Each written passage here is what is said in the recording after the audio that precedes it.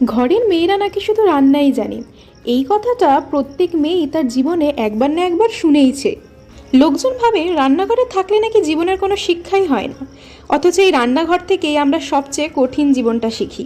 এই যেমন আজকের আমি শিক্ষা পেলাম এই বাসন্তী পোলাও থেকে। জীবনে আমরা সব কিছুই তাড়াতাড়ি চাই, সফলতা, শান্তি, ফলাফল, কিন্তু কেউ আমাদের শেখায় না ভালো জিনিস ধীরে হয়।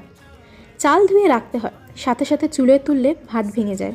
জীবনেও ঠিক তাই, নিজেকে সময় দিলে মানুষও ভেঙে পড়ে। ঘি গরম হতে সময় লাগে, এলাচ দারচিনি গন্ধ আসতেও সময় লাগে, কিন্তু আমরা চাই সব ইনস্ট্যান্টলি।